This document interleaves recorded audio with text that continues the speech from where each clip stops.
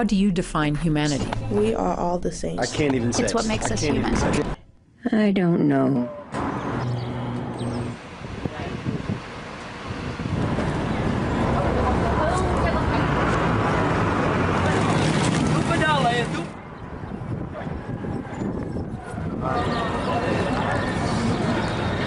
Which way would you head towards Quincy Market? Huh? Which way would you head towards?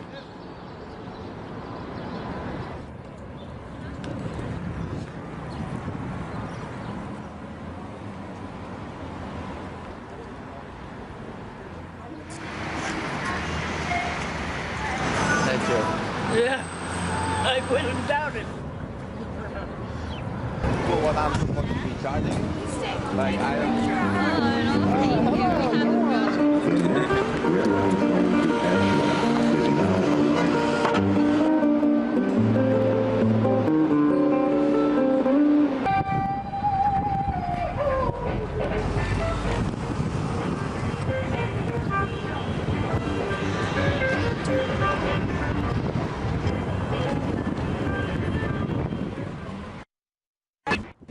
How do you define We humanity? are all the same. I can't It's even what say. makes us human. I can't It's even human.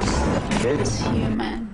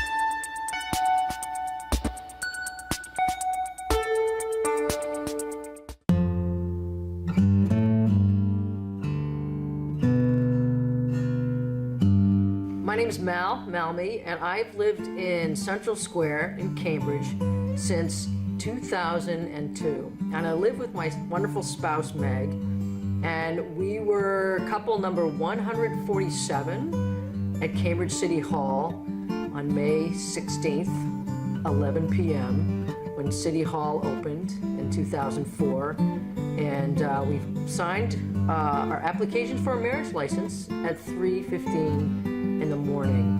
And I think what pride means to me is that we are part of history, that I have an understanding of history of the movement, that I know that I can claim who I am and claim my truth because of those who came before me, and that with that intention, that I can be part of the movement moving forward, ensuring that everybody is included in equality, and remembering that we all have responsibility and we all have incredible heart when it comes to being part of what's going to happen in the future. And I'm so honored to be living in Cambridge and part of a city that is progressive and inclusive and frankly just awesome. Hi, I'm Jeff Walker. I live here in Cambridge. I have for the past 25 years. I'm a single gay dad raising two beautiful daughters here.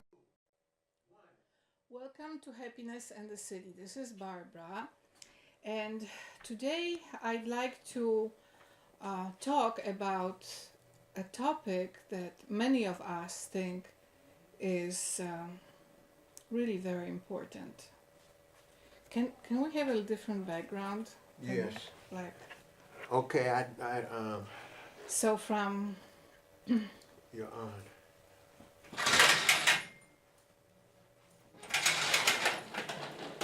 Yeah. So we see, we had dark background and now we have light.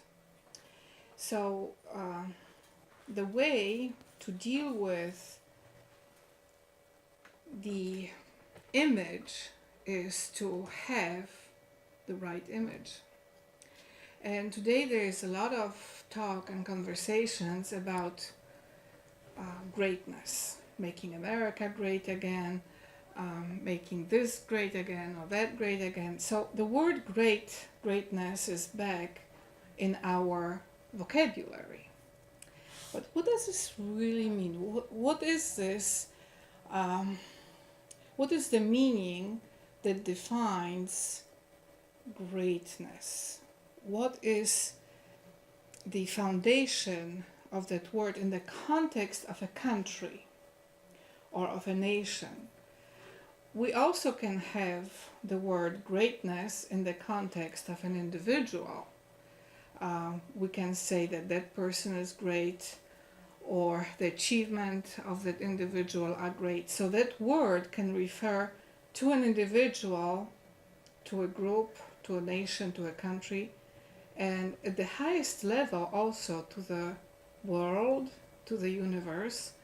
And it's commonly applied when we talk about kingdom of God. Thy kingdom come is a very famous prayer, and obviously everything about kingdom of God is great.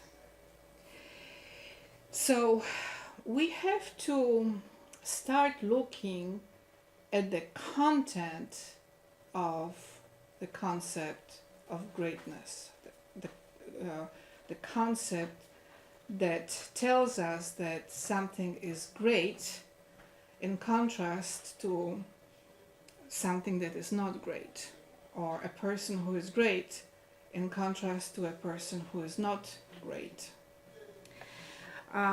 When I was thinking about this concept, I thought that one of the greatest ways to define it is by looking again at the word majesty in the context of greatness. When we have image of a queen or a king, we think about majesty. When we think about God who runs kingdom of God, his own kingdom, we know that he is King of Majesty. When we look at human life, we see complexity here. We see majesty, but we also see opposites of majesty. We see degradations, we see the majesty of a beautiful health and the sorrow of illnesses. So we have a situation on earth in which we have understanding that majesty in the context of content of greatness is very desirable. But then we also know we are dealing with its opposites. What is the word majesty in terms of Wikipedia? Let's look at this. And we see here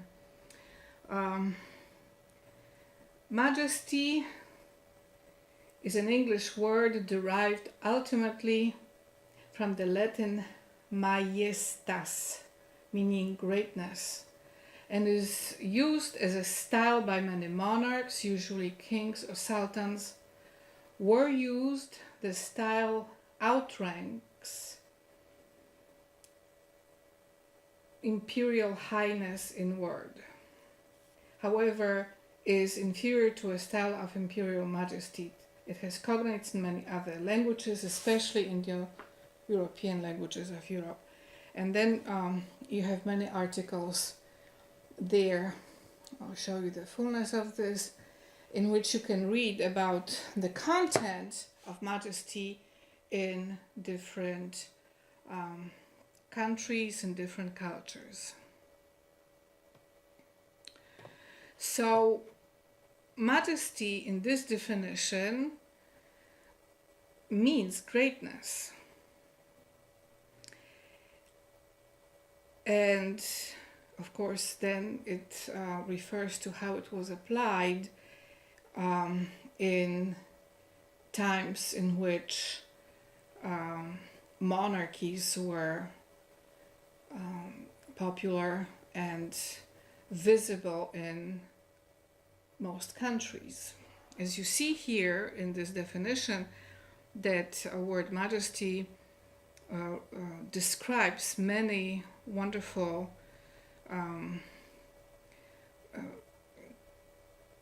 applications in England and China and Japan, Brunei, Malaysia, but the entire legacy of Israel and Christianity is majesty as revealed by Kingdom of God.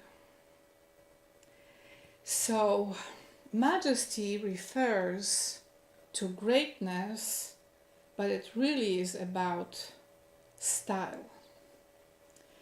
So we have to look into that application of greatness in the context of style.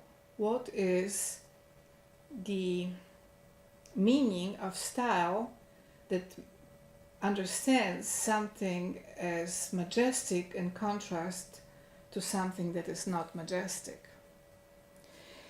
Therefore, we have a very difficult situation with that word majesty in the context of America, because America has content of majesty in her landscape. America is amazingly beautiful land, from the Atlantic Ocean to the Pacific. When you travel through the land of America, you are in awe.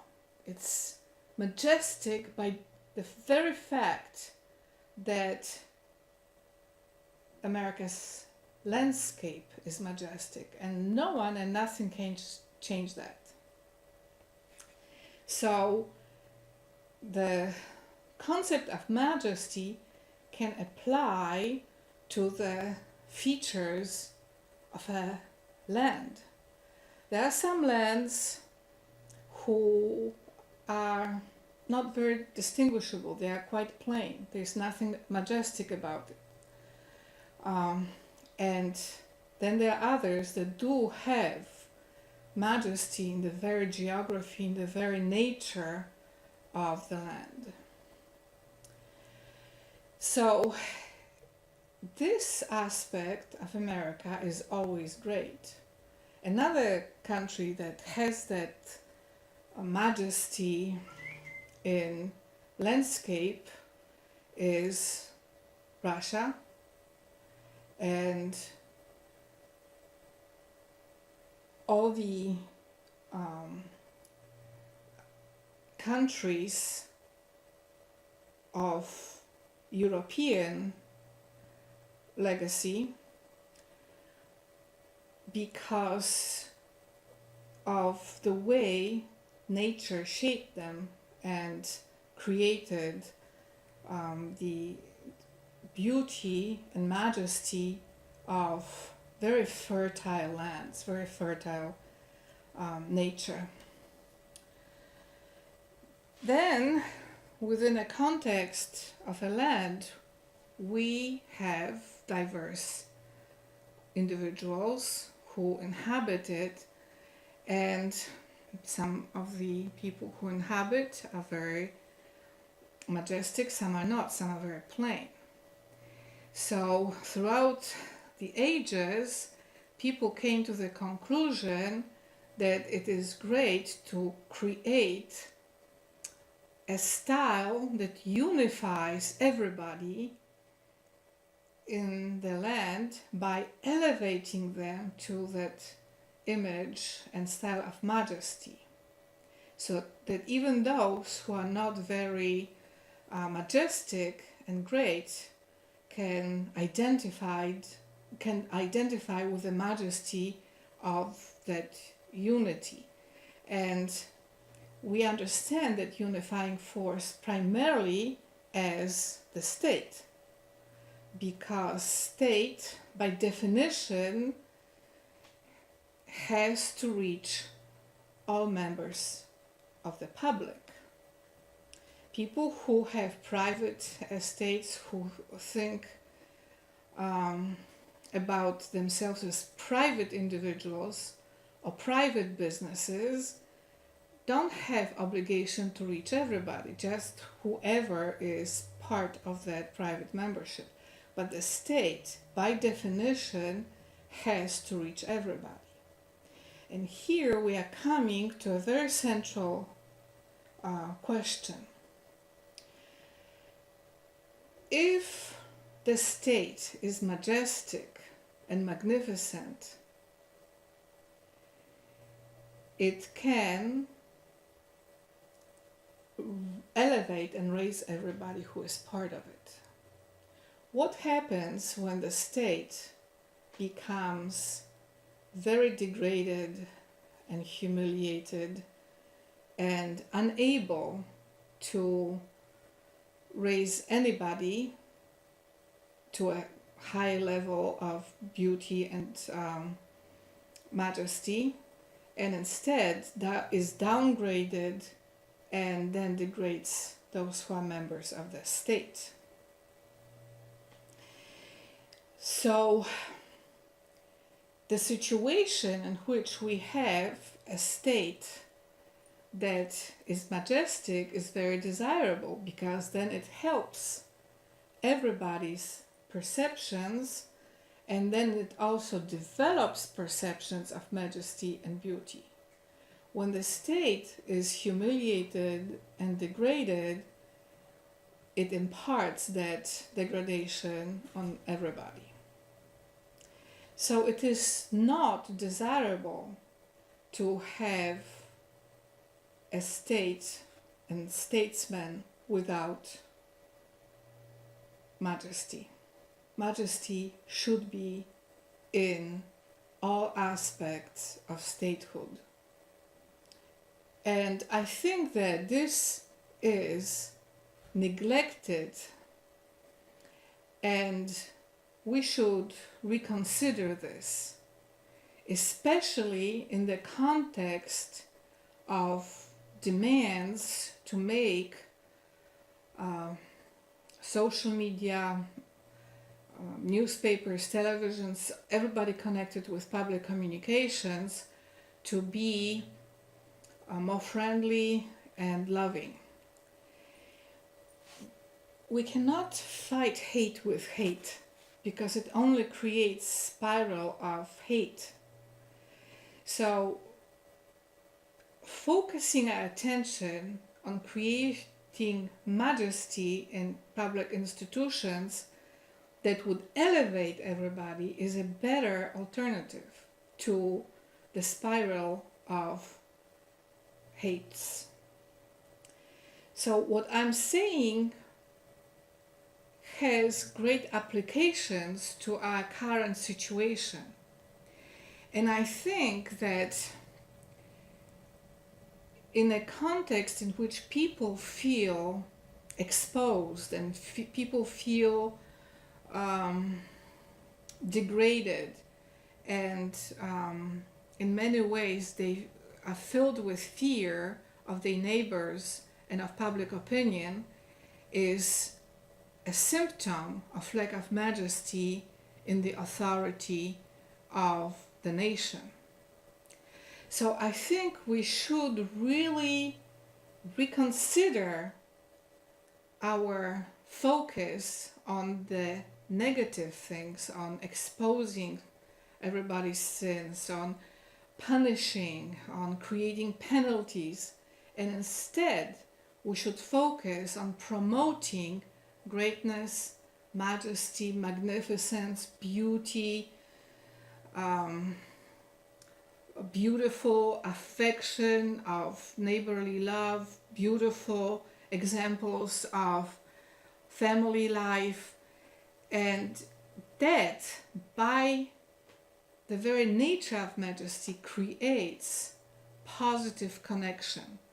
When majesty is open to strengthen everybody under majesty's influence, it creates peace. So instead of focusing on degrading, let's focus on upgrading, on elevating, on creating images of majesty. Obviously, the current perceptions of majesty will be different than those who were in the past, but we can become very creative, and as a result we'll elevate the entire mankind to a level of beauty and greatness that will help connect peacefully with everybody.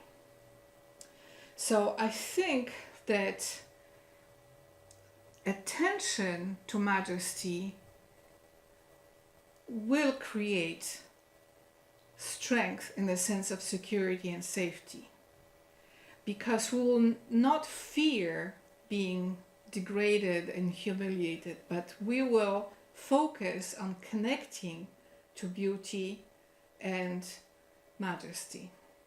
So the same attention can be focused on something that is negative and undesirable, or on something majestic, magnificent, and beautiful. And I think that when you do that, you will understand that majesty is a value. If you emulate majesty, you will elevate yourself. If you degrade everybody around you, then you will fall into that humiliation yourself. So I think that in current atmosphere of searching for better ways of interacting and better ways of communication, we should come back to what Renaissance artists like Leonardo da Vinci knew, that by focusing on divine majesty, they create connection to the greatest love that we can connect to, which is the love of God.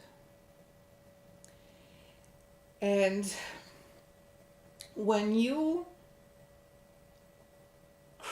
create within yourself capacity to receive majesty and beauty, something gets transformed within you, and you'll get connected to that most beautiful part of every human being on earth, which is that we are all in the image of our Father in heaven.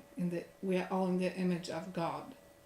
And that is the highest majesty that there is. So when we focus on majesty around us, when we focus on connecting to the legacy of majesty from the past, we wake it up in ourselves too.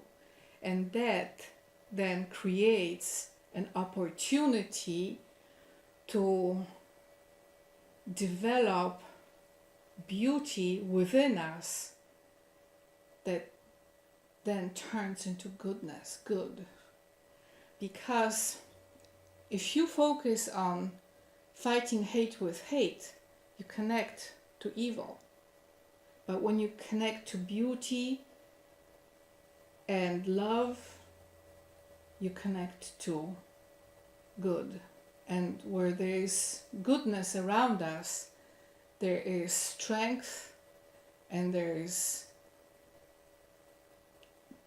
love that surpasses all expectations of joy and helps us to live